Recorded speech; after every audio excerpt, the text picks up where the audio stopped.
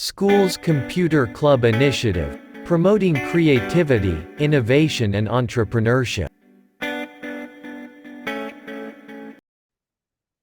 So just like we use block-based programming, we are moving our robot from here. So we calculate the distance. So this is how we now do it here. You click here and you say move. It's showing for me still there. We say move, and somebody is already coding on my behalf. Say move. So you have to know. We are using, if you are going to move 1,000 or 100, let's say 100, that's the left speed, comma 100, that's the right speed, comma 100, that's the right speed. You see that as I want to type, my system is holding me down. So you put semicolon or you may omit it. So you go to the next line. So you now say await. You determine the time for that robot to move. If you don't determine the type, the robot will keep moving. So await, go for. Since it's a long distance, we say let's use something like 3.5 seconds, and we end that line of code. That's just the how long the robots will move. I've already typed 3.5 seconds, but stop that. I will send you out of this class, so that's how some of you will be writing on your screen in the class. Then you stop. This screen is for me, it's not for you. I'm seeing your hand, though.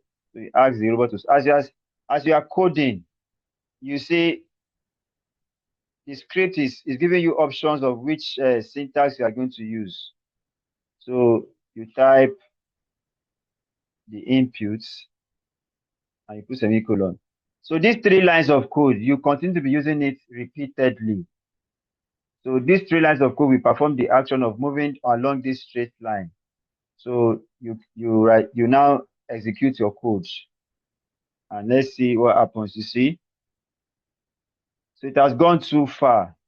So I have to reduce my timing.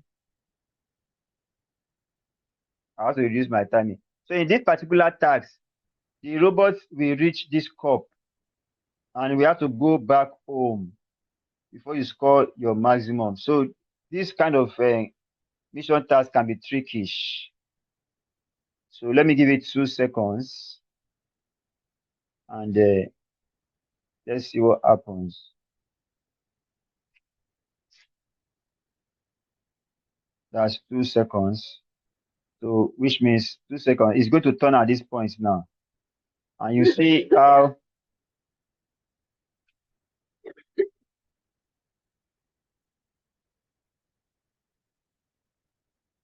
sorry, my system is still glitching.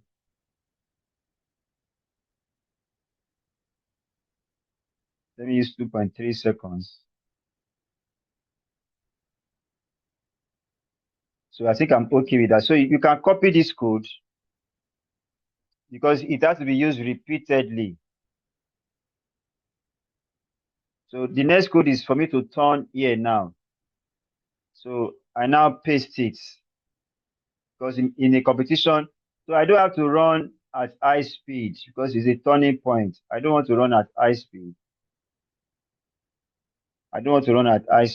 So just bear with me. My system is somehow glitching. I don't want to run at high speed at that point. So I can just because I'm turning at my left. So like I use for the block-based diagram or code, I'll use -10 and I'll use 50 here. I have to be careful my turning time. So I cannot use much time here. I use 1. So this I use 1. So I believe Sheung Fumi, who asked me that question, is still there. So these 3 lines of code will perform the straight line motion. The next 3 lines of code we perform the code for the robot to turn round. So let me now apply what I've done. I always go for, so let's see now. So watch. My system is glitching. It should turn more than that.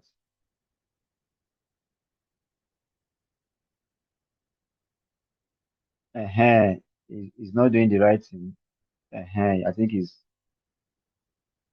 exactly. So it has turned appropriately. So I copy these 3 lines of code again. So 3 lines of code will perform each of the actions you want it to perform each time. You see what you are gaining for learning RoboSensei. We still gave you now it's a straight line motion, so I don't need to keep doing that again.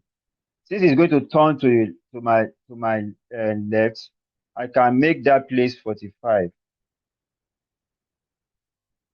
Can make that place 45 and increase my timing to 2. And let's see, there is no crime in having a code, trying it. If it doesn't work, you recode.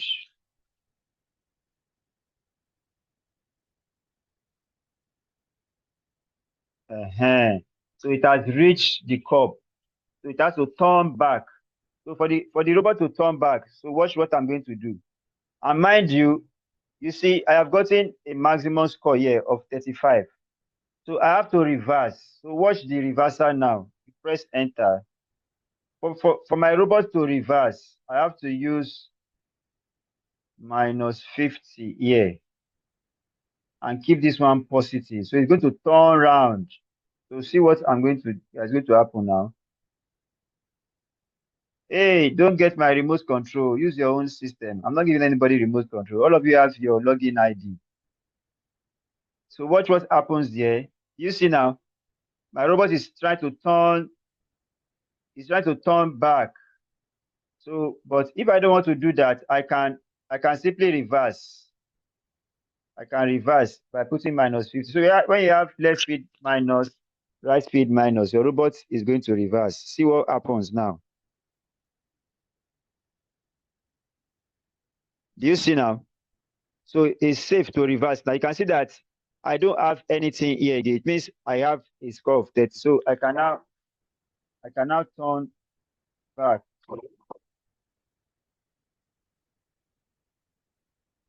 I can now turn back. You see, I'm almost repeating 3 lines of code each time. I want to turn around now.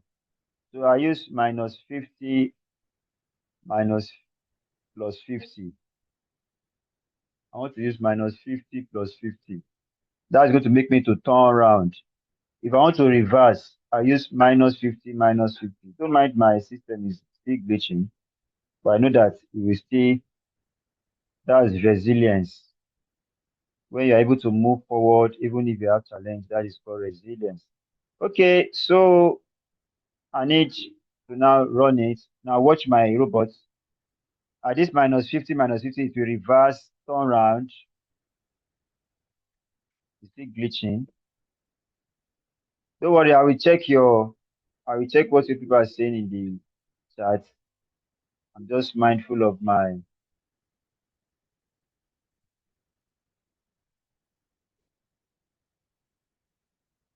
when the system is glitching, you will know system is glitching.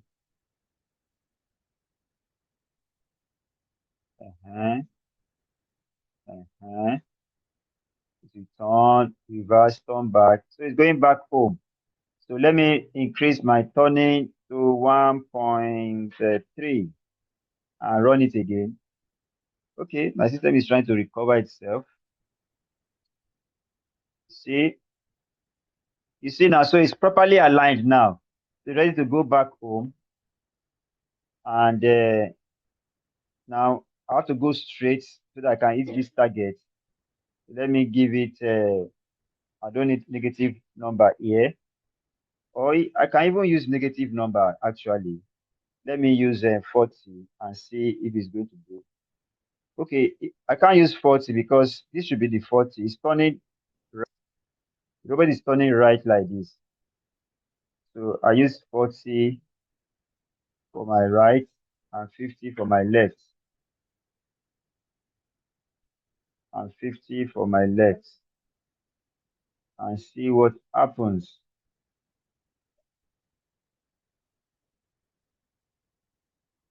Let me see what happens. So my system should stop glitching. It's not the time to glitch. See, that's the skill. That's to continue. It has not executed this code. It's glitching. Sorry. We'll soon be ending this class.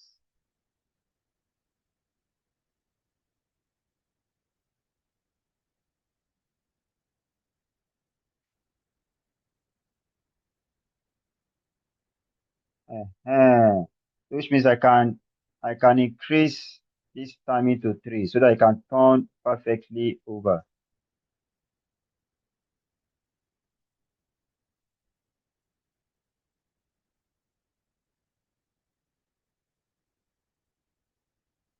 No, that's not what I did.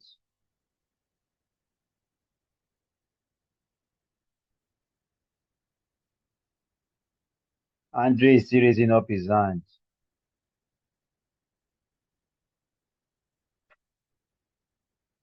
Okay, that's what is happening.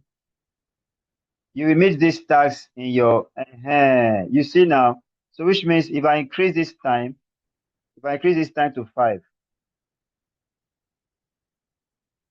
increase this time to 5, you should perform the task completely. So in this kind of task, once you see home, you have to reach the cup or reach whatever you have there and come back home before it can give you your maximum score.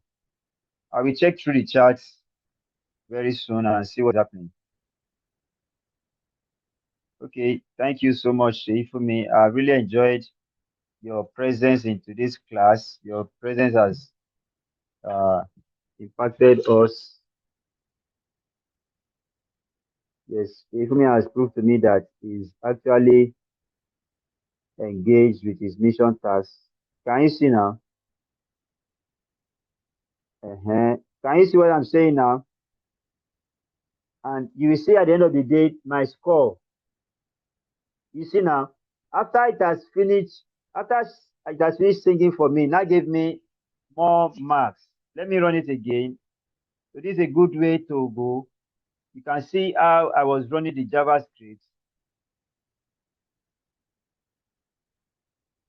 So that's the good thing about RoboSensei. We teach you Python programming. We teach you JavaScript. We teach you Scratch, Blockly, and so on. We keep adding more programming languages to JavaScript. So, to RoboSensei, rather. So I believe you can see I have 18 lines of code. And each time I was just repeating the same code and trying to compute how to solve my problem. So each action was performed by 3 lines of code. So take note of that. School's Computer Club Initiative, promoting creativity, innovation and entrepreneurship.